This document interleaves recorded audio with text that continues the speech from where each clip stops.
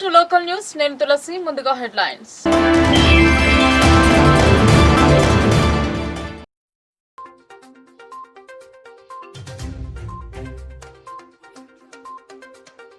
ప్రశాంతంగా ప్రిలిమ్స్ పరీక్ష కేంద్రాలను తనిఖీ చేసిన కలెక్టర్. 77.49% మంది హాజరు.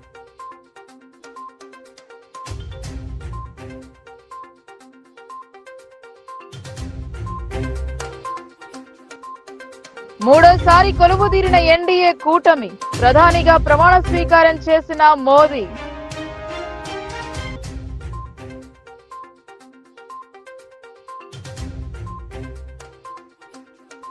ఎన్డీఏ 3.0లో చక్రం తిప్పిన చంద్రబాబు. పవన్ కాదు సునామీ అని కొనియాడిన మోదీ.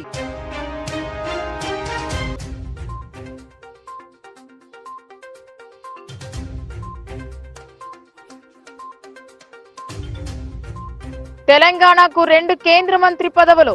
కిషన్ రెడ్డితో పాటు బండి సంజయ్ కు అవకాశం.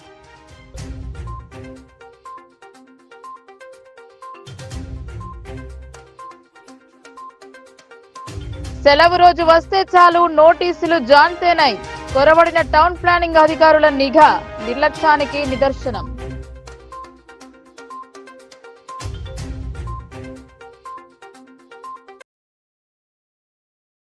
గ్రూప్ 1 ప్రిలిమ్స్ పరీక్షా కేంద్రాలను తనిఖీ చేశారు కలెక్టర్. నిబంధనల అమలుపై నిశిత పరిశీలన చేపట్టారు. 77.49% మంది పరీక్షలు హాజరయ్యారు. పరీక్ష రాసే అభ్యర్థులకు ఇబ్బంది కలగకుండా జాగ్రత్తలు తీసుకున్నారు. తెలంగాణ రాష్ట్ర పబ్లిక్ సర్వీస్ కమిషన్ ద్వారా ఆదివారం జరిగిన గ్రూప్ 1 ప్రిలిమ్స్ పరీక్షా కేంద్రాలను కలెక్టర్ రాజీవ్ గాంధీ హనుమంతు ఆకస్మికంగా తనిఖీ చేశారు. మాణిక్ బండార్ సమీపంలో గల కాకతీయ సైన్స్ అండ్ టెక్నాలజీ కళాశాలతో పాటు ఎస్ఆర్ కాలేజీలో కొనసాగుతున్న గ్రూప్ 1 పరీక్షా కేంద్రాలను సందర్శించి పరీక్షా నిర్వహణ తిరుత్తన్నులను నిశితంగా పరిశీలించారు. అభ్యర్థుల హాజరు, సిబ్బంది హాజరు గురించి ఆరా తీశారు. నిబంధనలకు అనుగుణంగానే నిర్ణీత సమయంలో ప్రశ్నాపత్రాలను తెరిచారా లేదా అన్నదే నిర్ధారణ చేసుకున్నారు. బయోమెట్రిక్ హాజరు సేకరణ కోసం ప్రత్యేకంగా నియమించబడిన ఇన్విజిలేటర్లను పిలిపించి బయోమెట్రిక్ సేకరణలో ఏమైనా ఇబ్బందులు ఉన్నాయా అని ఆరా తీశారు. పరీక్షా కేంద్రాల్లో తాగునీటి వసతి, ప్రాథమిక చికిత్సా వసతులతో కూడిన ఏఎన్ఎం బృందాలు అందుబాటులో ఉన్నారా లేదా అని గమనించారు. అభ్యర్థుల హాల్ టికెట్లను ఆధార్ వంటి గుర్తింపు కార్డులతో సరిచూసుకున్న మీదటే మెయిన్ ఎంట్రన్స్ వద్ద ప్రతి ఒక్కరిని క్షుణ్ణంగా తనిఖీ చేసి లోనికి అనుమతించడం జరిగిందని పరీక్షా కేంద్రాల చీఫ్ సూపరింటెండెంట్ లో కలెక్టర్ దృష్టికి తెచ్చారు. ఎగ్జామ్ హాల్లోకి సెల్ ఫోన్లు, స్మార్ట్ వాచ్, ఇతర ఎలక్ట్రానిక్ ఉపకరణాలకు అనుమతి లేనందున అభ్యర్థులను మెటల్ డిటెక్టర్లతో క్షుణ్ణంగా తనిఖీ చేశామన్నారు. కలెక్టర్ ఆయా పరీక్షా కేంద్రాల్లోని గదులను సందర్శిస్తూ అభ్యర్థులకు అందుబాటులో ఉంచిన సదుపాయాలను గమనించి ముఖ్య పర్యవేక్షకులకు పలు సూచనలు చేశారు. పబ్లిక్ సర్వీస్ కమిషన్ నిర్దేశించిన నిబంధనలను తూచా తప్పకుండా అమలు చేస్తూ ప్రశాంత వాతావరణంలో సాఫీగా పరీక్ష జరిగేలా పకడ్బందీ పర్యవేక్షణ చేయాలన్నారు. పరీక్ష సమయం ముగిసేంత వరకు ఎవరు కూడా బయటకు వెళ్లకుండా చూడాలన్నారు. కాగా జిల్లాలో 77.49% మంది అభ్యర్థులు పరీక్షకు హాజరయ్యారని కలెక్టర్ తెలిపారు. మొత్తం 12,833 మంది అభ్యర్థులకు గాను 9,945 మంది పరీక్ష రాయగా 2,888 మంది గైర్హాజరయ్యారని వివరించారు. అంతకుముందు సమీకృత జిల్లా కార్యాలయాల సముదాయంలోని స్ట్రాంగ్ రూమ్ నుండి కట్టుదిట్టమైన పోలీసు భద్రత నడుమ ఆయా రూట్ల వారీగా ప్రశ్నపత్రాలు, ఇతర సామాగ్రిని పరీక్షా కేంద్రాలకు తరలించారు. ఉదయం 10:30 నుండి మధ్యాహ్నం 1 గంట వరకు పరీక్ష కొనసాగగా పరీక్ష ముగిసిన అనంతరం అభ్యర్థుల ఓఎంఆర్ షీట్లు, ఇతర మెటీరియల్ ను నిబంధనలకు అనుగుణంగా సీల్ వేసి పోలీస్ ఎస్కార్ట్ నడుమ తిరిగి స్ట్రాంగ్ రూమ్ కు తరలించారు. ఈ ప్రక్రియను అదనపు కలెక్టర్ కిరణ్ కుమార్ క్షేత్రస్థాయిలో ఉండి పర్యవేక్షించారు. పలు పరీక్షా కేంద్రాలను సైతం తనిఖీ చేశారు. జిల్లా యంత్రాంగం ముందస్తుగానే విస్తృత స్థాయిలో ఏర్పాట్లు చేసిన నేపథ్యంలో ఎలాంటి లోటుపాట్లకు తావు లేకుండా ప్రశాంత వాతావరణంలో సజావుగా ప్రిలిమ్స్ పరీక్షలు ముగిశాయి. అన్ని కేంద్రాల వద్ద 144 సెక్షన్ అమలు చేస్తూ జిరాక్స్ సెంటర్లను మూసివేయించారు. కలెక్టర్ సూచనల మేరకు అభ్యర్థులకు ఉపయుక్తంగా ఉండేలా హెల్ప్ డెస్క్ లను ఏర్పాటు చేయడంతో పాటు పరీక్షా కేంద్రాల వద్ద సమగ్ర వివరాలను, అభ్యర్థులు పాటించాల్సిన నిబంధనలను క్షుణ్ణంగా తెలియజేస్తూ ఫ్లెక్సీలు ఏర్పాటు చేశారు. కలెక్టర్ వెంట సంబంధిత శాఖల అధికారులు ఉన్నారు. దేశ ప్రధానిగా నరేంద్ర దాస్ మోదీ మూడోసారి ప్రమాణ స్వీకారం చేయనున్నారు. భారత తొలి ప్రధాని నెహ్రూ అనంతరం ఈ అవకాశాన్ని సద్వినియోగం చేసుకున్నారు. ఆదివారం సాయంత్రం జరిగే వేడుక కోసం అన్ని ఏర్పాట్లు జరుపుతున్నారు. దేశ ప్రధానిగా మోదీ మూడోసారి ప్రధానిగా ప్రమాణ స్వీకారం చేయనున్నారు. అందుకుగాను వేదిక సిద్ధమైంది. మోదీ ప్రమాణ స్వీకారం చేసే ముందు అమరవీరులకు గాంధీజీ అటల్ సదుల వద్దకు వెళ్లి నివాళులు అర్పించారు. సంకీర్ణ ప్రభుత్వం ఏర్పడుతున్న సమయంలో ఎన్డీఏలోని మిత్రపక్షాలను అన్నిటినీ కలుపుకొని ముందుకు సాగాలని భావిస్తున్నారు. తెలంగాణ మాజీ సీఎం కేసీఆర్ కు ఆహ్వానం అందజేశారు. అలాగే విదేశీ, స్వదేశీ ప్రముఖులు సైతం ఈ వేడుకలలో పాల్గొననున్నారు.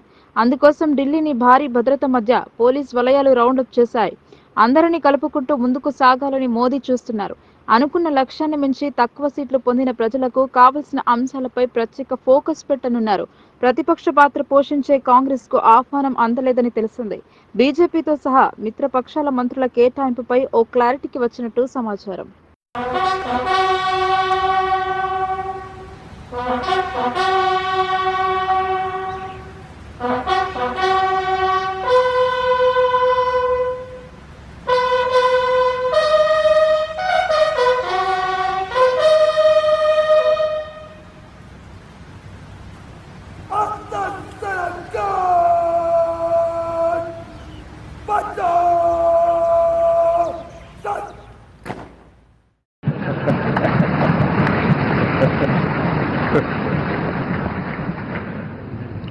आंध्र ने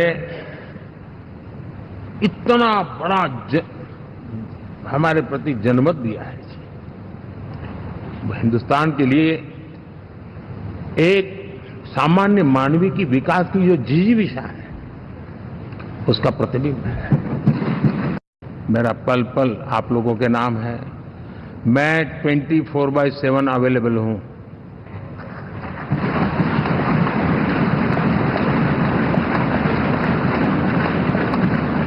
हमें मिलकर के देश को आगे बढ़ाना है। फिर से एक बार आप लोगों ने मुझ पर जो विश्वास जताया है, जो प्यार दिखाया है और जो समर्थन दिया है, वाकई मैं मानता हूं भारत के लोकतंत्र की एक बहुत बड़ी ताकत है। मैं जितना आपका आभार व्यक्त करूं उतना कम, और मैं विश्वास दिलाता हूं कि मैं आपकी आशा अपेक्षाओं को पूरी करने में, परिश्रम करने में कोई कमी नहीं रखूंगा।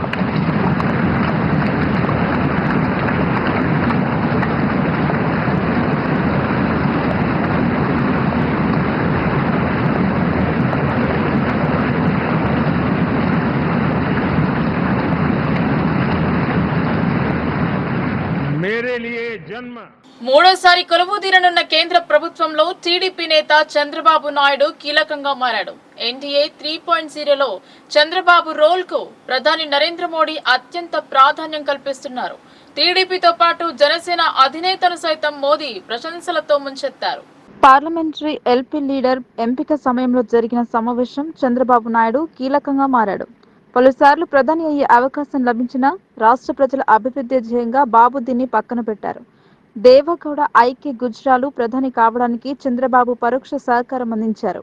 ఇది అటు ఉంచితే ఎన్డీఏ కూటమి ఏర్పడ్డ అనంతరం ప్రధానిగా వాజ్పేయి ప్రమాణ స్వీకారం సమయంలో సైతం ఒక తెలుగోడు కేంద్రంలో తనకంటూ ఓ ప్రత్యేక స్థానాన్ని సంపాదించుకున్నారు. గత పార్లమెంట్ ఎన్నికలలో అంటే 2019కి ముందు ఆంధ్రప్రదేశ్కు కావాల్సిన వనరులు, ప్రత్యేక స్టేటస్ విషయంలో బాబు బీజేపీకి దూరమయ్యాడు. తిరిగి 2024 ఎన్నికలకు ముందు టీడీపీ, జనసేన రాష్ట్రంలో కూటమి కడితే వీరు ఎన్డీఏ 3లో కలిశారు. దీంతో ఏపీలో టీడీపీ, జనసేన, బీజేపీలు ఒకటై ఎన్నికల బరిలో నిలిచి స్పష్టమైన మెజార్టీ సాధించి కేంద్ర ప్రభుత్వంలో కీలక భూమికను పోషించనున్నారు. ఈ సమావేశంలో చంద్రబాబుతో పాటు పవన్ కళ్యాణ్ గురించి ప్రధాని ఆసక్తికర కామెంట్ చేశారు. పవన్ కాదు, అది ఒక సునామీ అని పొగడ్తలతో పవన్ గురించి మోదీ ప్రశంసించిన తీరు కొత్త ఉత్తేజాన్ని నింపింది. దీనికి బదులుగా పవన్ కళ్యాణ్ సైతం 2014 నుండి నిరీక్షిస్తూ పోటీ చేస్తూ బీజేపీ వెంటే ఉన్నానని, అందుకు తగిన ఫలితం దక్కిందని, ఇది మోదీ సహకారంతోనే సాధ్యమైందని చెప్పడం కొసమెరుపు. ఇదిలా ఉండగా చంద్రబాబు సైతం తన రాజకీయ అనుభవాన్ని అంతా దృష్టిలో పెట్టుకుని ముక్తాయింపుగా మాట్లాడటం జరిగింది. ప్రధానిని ఓ పక్క పొగుడుతూనే మరోపక్క ఆంధ్రప్రదేశ్ అవసరాలను ప్రధాని ముందుంచుతూ భవిష్యత్ కార్యాచరణను ముందుకు తీసుకుపోయారు. ఆంధ్రాకు 4 కేంద్ర మంత్రి పదవులు వచ్చే అవకాశం ఉందని భావిస్తున్నారు. మొత్తం మైదానం తెలుగోడు కేంద్ర రాజకీయాలను శాసించే స్థాయికి ఎదగడం తెలుగువారిగా మనకు గొప్ప అనుభూతి కలిగినట్టే అని కొందరు భావిస్తున్నారు. క్లిష్ట సమయంలో ఆంధ్రప్రదేశ్ ఫలితాలు అత్యంత కీలకంగా మారుతున్నాయి. If you see 95% seats we have won in Andhra Pradesh. That is the big victory. I have seen so many elections. He is the first of its kind. That is the confidence people are having on NDA. And all leaders, my friend Pawan Kalyanji is here, Janasena leader. Janasena, Telugu Desam Party, and also BJP, we worked together without having any reservations. Here, State President Purandeshwari also is here. All leaders, we worked very well. That is the results we got it. I am very happy to share some of my ideas with you. This is the proudest moment in my life. Thank you very much. मैं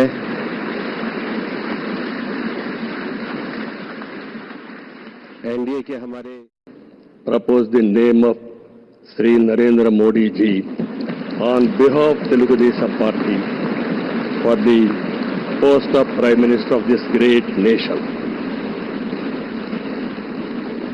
through इस vision of सबका साथ सबका विकास and Vikasit Bharat, and through the collective efforts of NDA, we can become a zero poverty nation.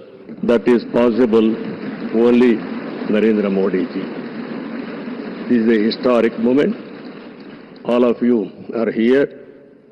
Telugu Desam Party is having relations with NDA from the beginning. My leader, my party founder, great N.T. Ramarao Garu, you are all aware. Always he was worked for the people, and also he told very clearly, I don't know isms, I know only ism, that is humanism. That is NTR. That vision Narendra Modi ji is making.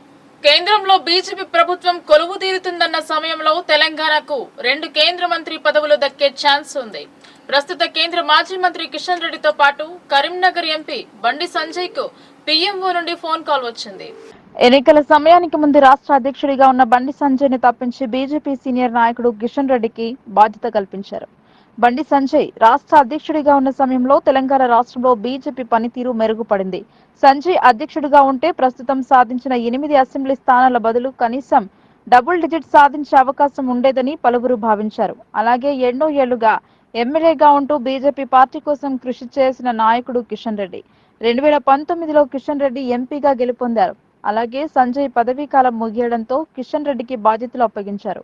17 స్థానాలు కలిగిన తెలంగాణలో 8 స్థానాలలో విజయం సాధించారు. దీంతో తెలంగాణకు 2 మంత్రి పదవులు అందుకుంటున్నారని టాక్. మున్సిపాలిటీ టౌన్ ప్లానింగ్ అధికారులు పనులు జరపవద్దని నోటీసులు అందజేశారు.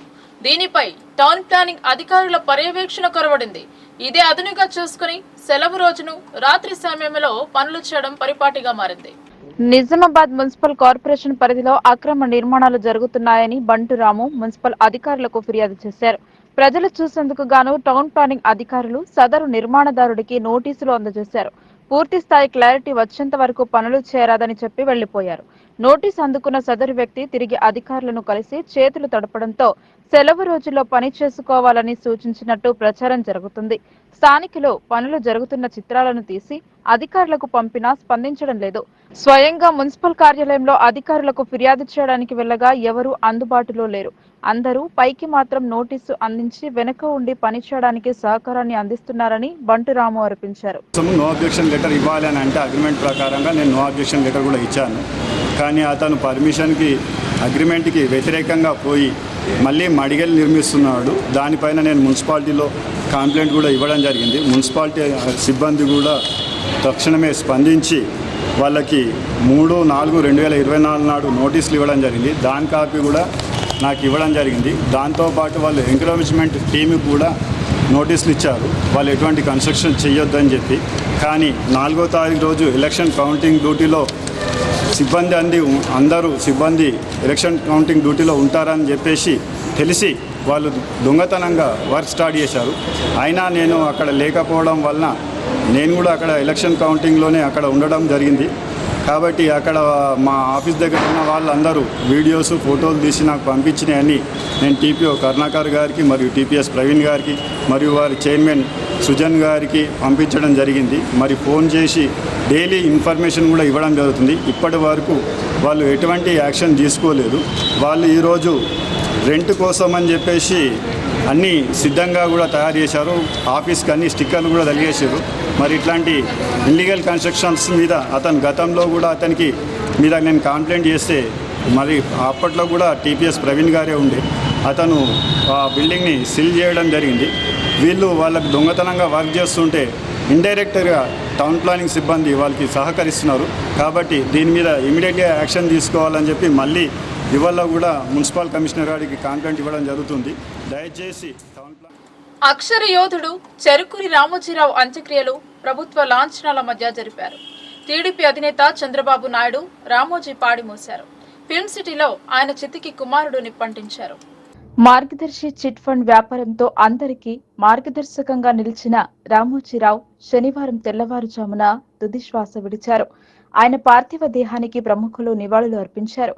ఎంతో మంది జర్నలిస్టులను తయారు చేయడమే కాకుండా ఎంతో మంది కళాకారులను తీర్చిదిద్దారు. ప్రశ్నించే గొంతుకగా ఈనాడు సంస్థలను స్థాపించి ప్రజల పక్షాన నిలిచిన యోధుడు. ఆదివారం ఆయన నివాసం నుండి రంగారెడ్డి జిల్లాలోని రామోజీ ఫిల్మ్ సిటీ వరకు ఆయన అంతిమయాత్ర కొనసాగింది. పలువురు సినీ ప్రముఖులు, పలు రాజకీయ పార్టీల నాయకులు అంతిమయాత్రలో పాల్గొన్నారు. తెలంగాణ సర్కార్ రామోజీకి అధికార లాంఛనాల మధ్య చివరి క్రతువు జరిపారు. రాష్ట్ర ముఖ్యమంత్రి రేవంత్, అన్ని పార్టీల నాయకులు ఆయన మృతి పట్ల తీవ్ర దిగ్భ్రాంతిని వ్యక్తం చేశారు. పత్రికా రంగంలో ప్రజల కోసం చేసిన సేవలను కొనియాడారు. ఆయన కోసం ముందుగానే నిర్మించుకున్న సమాధిలో అంతిమ యాత్ర జరిపారు. చివరి ఘడియల్లో చంద్రబాబు చితిని మోశారు. పోలీసులు రామోజీ మృతికి సంతాపంగా గాల్లోకి 3 రౌండ్ల కాల్పులు జరిపారు. అనంతరం ఆచారం ప్రకారం రామోజీ కుమారుడు చితికి నిప్పు పెట్టారు. పెద్ద సంఖ్యలో ప్రజానికం ఆయన అంతిమ యాత్రలో పాల్గొన్నారు.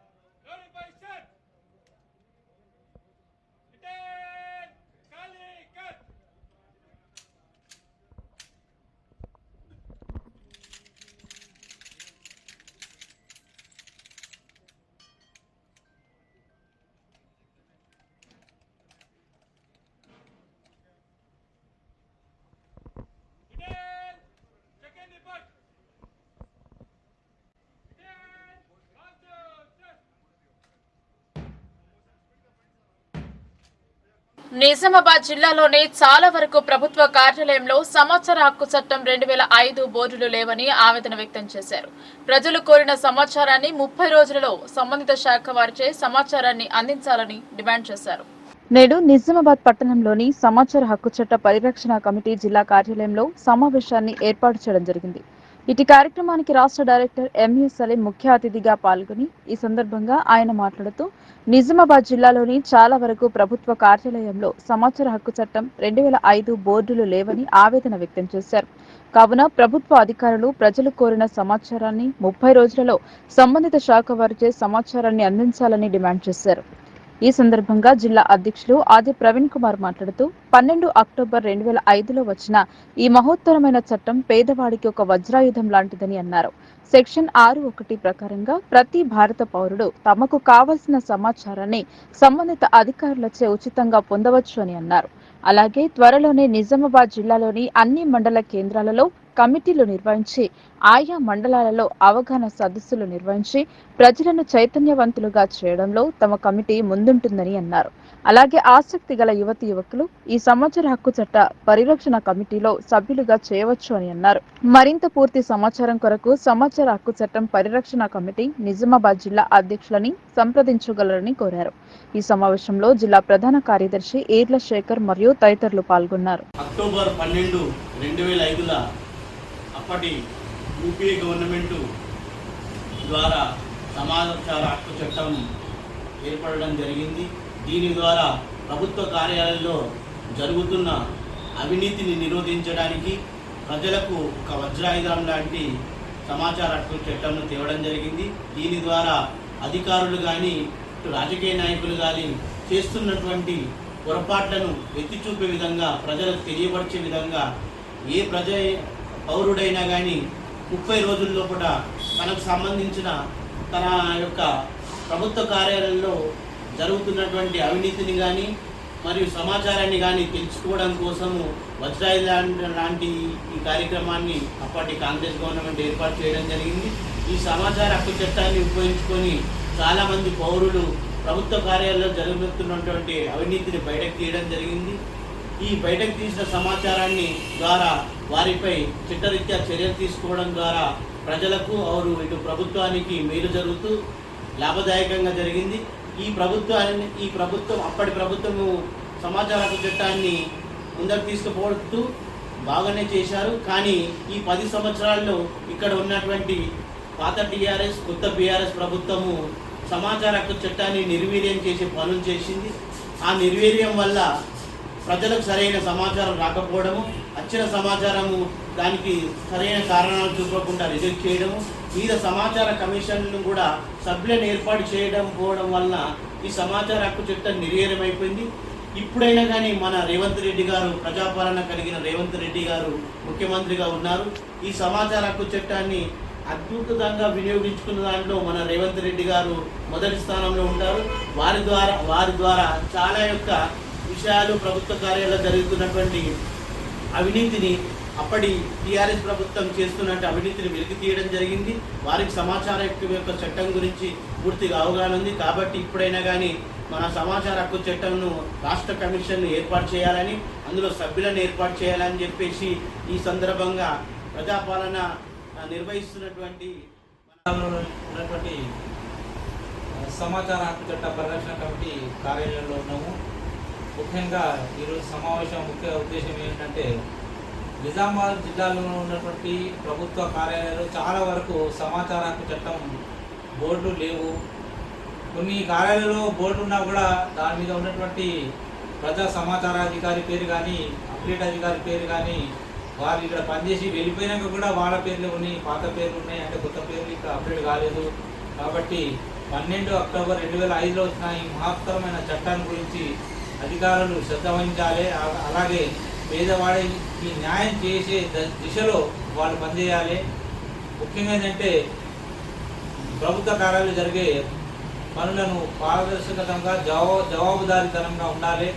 ముఖ్యంగా నిజామాబాద్ జిల్లాలో ఉన్నటువంటి అన్ని మండల కేంద్రాలలో అలాగే మారుమూల గ్రామాలలో తాండాలలో సమాచార హక్కు చట్టం 2005 గురించి మేము ప్రచారం చేయబోతున్నాం. ప్రజలకు చైతన్యవంతులుగా చేస్తున్నాం. ప్రజలను ముఖ్యంగా మహిళలు, పేదవాళ్ళు మరింత పేదవారిగా అణగదొక్కుతున్నారు. ధనవంతుడుగాను పేదవాడు మరింత పేదవాడిగా వెళ్ళిపోతున్నాడు ఈ రోజుల్లో.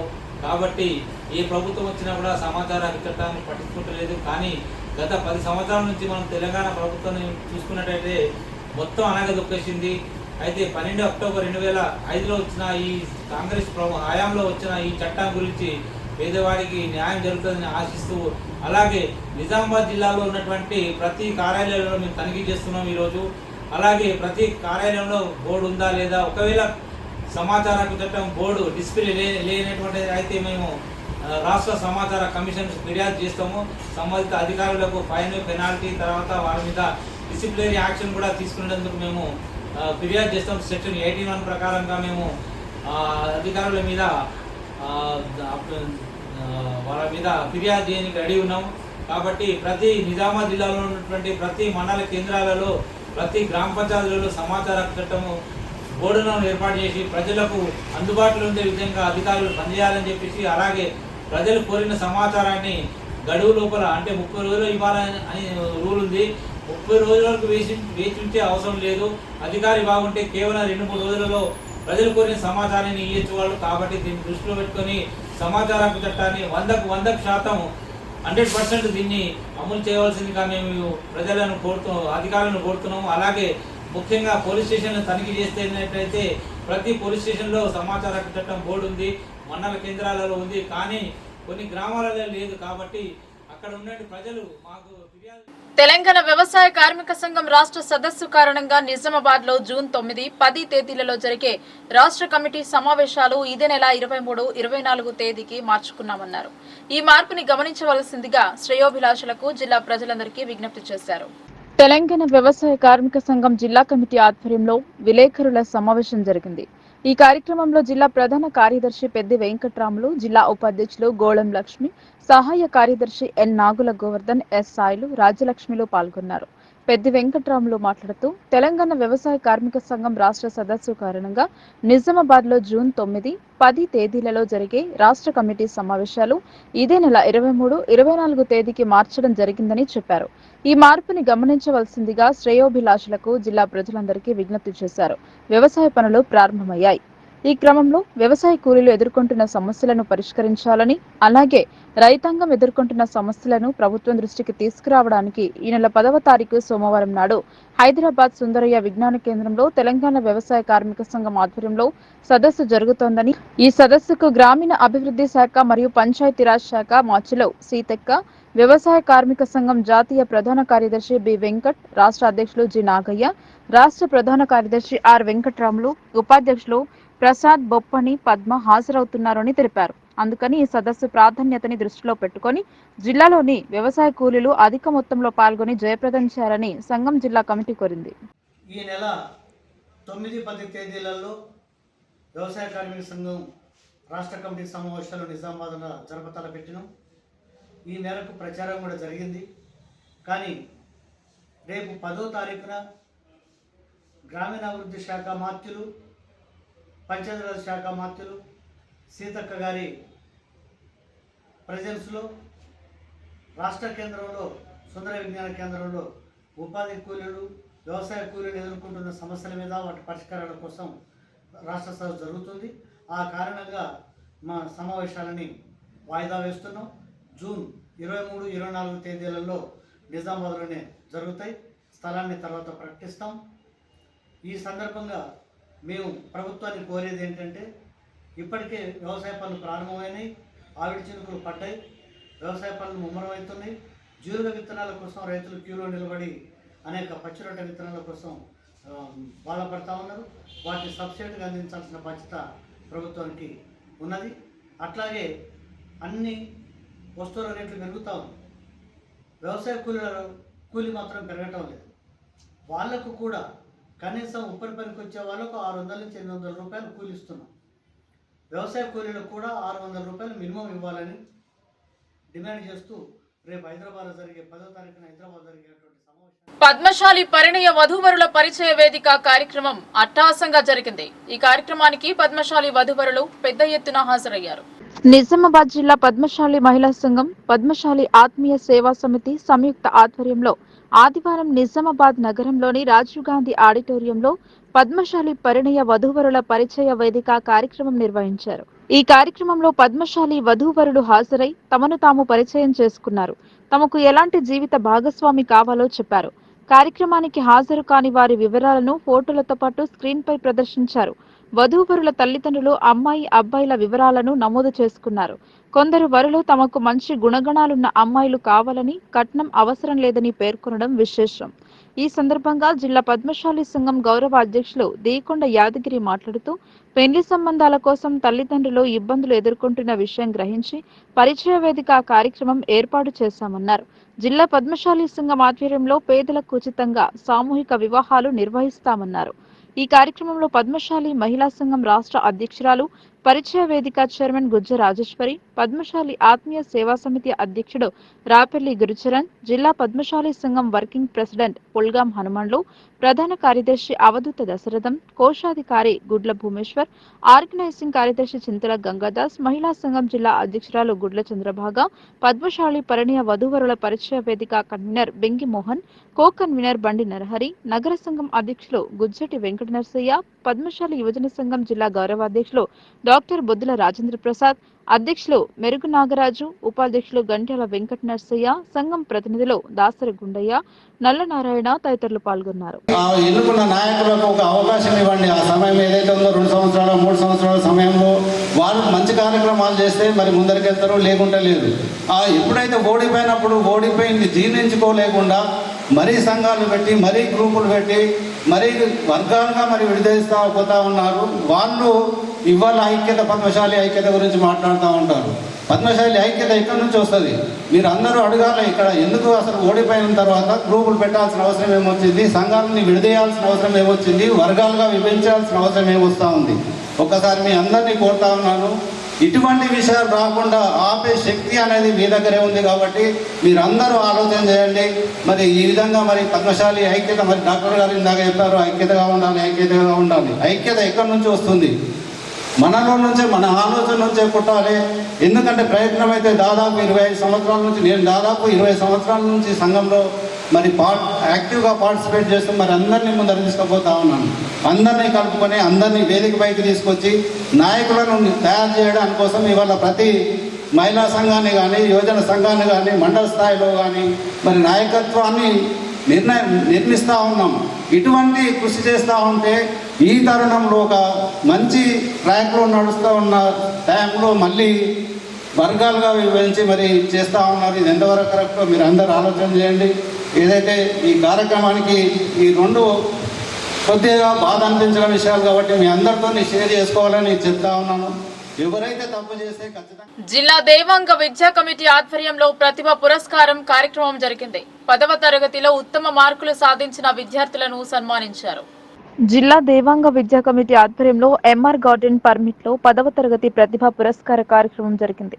ఈ సందర్భంగా జిల్లా దేవాంగ విద్యా కమిటీ సభ్యులు గోపాల వినాయక్, పసుపుల రఘునాథ్, కామణి చంద్రమోహన్, బోన్కి రాము, పసుపుల భూమేశ్వర్, కొంగిరాము, సూర్య కొంగి మోహన్ ఈ కార్యక్రమాన్ని నిర్వహించడం జరిగింది. ఈ కార్యక్రమానికి ముఖ్య అతిథిగా రిటైర్డ్ అసిస్టెంట్ కమిషనర్ చెవుల రాజేశ్వర్, లిక్కి భూమేశ్వర్, స్థానిక కౌన్సిలర్ లిక్కి శంకర్, ఆర్మూర్ మాజీ సర్పంచ్ కొంగి సదాశివ, జిల్లా దేవాంగ సంక్షేమ అధ్యక్షులు దుగ్గి లక్ష్మణ్, వివిధ గ్రామాల అధ్యక్ష కార్యదర్శులు పాల్గొనడం జరిగింది. ఇటీ కార్యక్రమంలో జిల్లాలో వివిధ గ్రామాలకు చెందిన దేవాంగ 10వ తరగతి విద్యార్థులలో జిల్లా స్థాయిలో ప్రథమంగా నిలిచిన 3 విద్యార్థులు, ద్వితీయ స్థానంలో నిలిచిన 4 విద్యార్థులు, తృతీయ స్థానంలో నిలిచిన 8 మంది విద్యార్థులకు మరియు గ్రామ స్థాయిలో ప్రథమ స్థానంలో నిలిచిన 25 మంది విద్యార్థులకు, ద్వితీయ స్థానంలో నిలిచిన 15 మంది విద్యార్థులకు మొమెంటులతో సత్కరించారు. అంతేకాకుండా చదువులో ముందున్న ఆర్థికంగా వెనుకబడిన 15 మంది విద్యార్థులు చాలా ఫౌండేషన్ మరియు ఇతర దేవాంగ వ్యక్తుల ద్వారా ఒక్కొక్కరికి 5,000 రూపాయల పారితోషికాన్ని అందజేశారు. ఈ సందర్భంగా ముఖ్య అతిథులు మాట్లాడుతూ దేవాంగ విద్యార్థులు ఈ సౌకర్యాన్ని ఉపయోగించుకోవాలని కోరారు. విద్యార్థులు క్రమశిక్షణతో, సమయ పాలనతో ముందుండి అన్ని రంగాలలో ర్యాంకులు సాధిస్తూ ముందుకు సాగాలని కోరారు. ఇష్టంతో చదివితే దేనైనా సాధించవచ్చు అని తెలిపారు.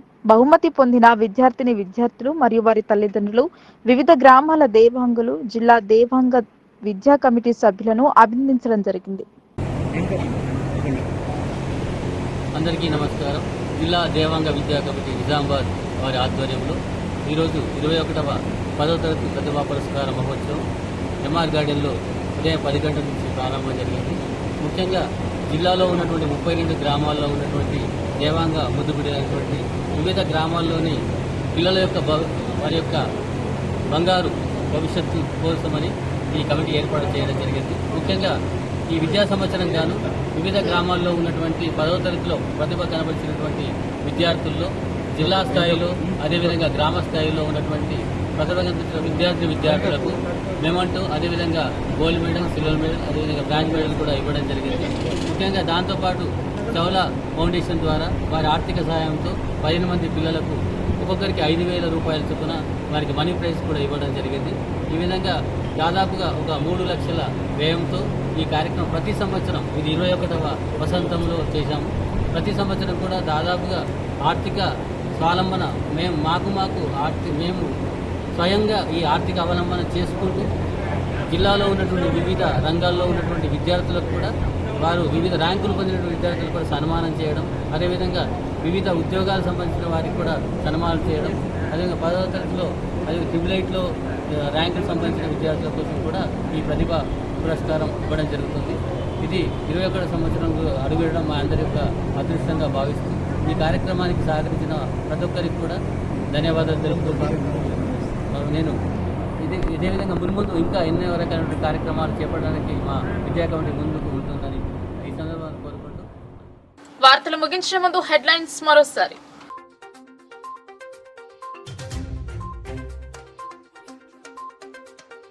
ప్రశాంతంగా ప్రిలిమ్స్ పరీక్ష కేంద్రాలను తనిఖీ చేసిన కలెక్టర్ 77.49% మంది హాజరు.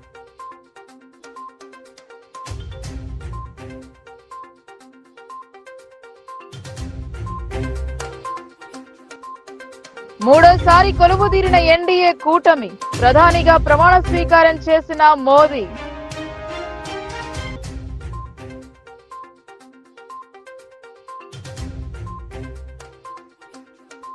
ఎన్డీఏ 3.0లో చక్రం తిప్పిన చంద్రబాబు, పవన్ కాదు సునామీ అని కొనియాడిన మోదీ.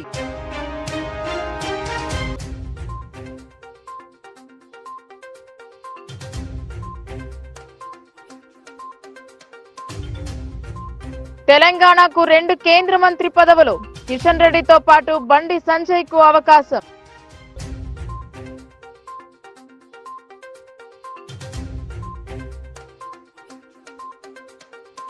సెలవు రోజు వస్తే చాలు నోటీసులు జాన్తేనై కొరవడిన టౌన్ ప్లానింగ్ అధికారుల నిఘా, నిర్లక్ష్యానికి నిదర్శనం.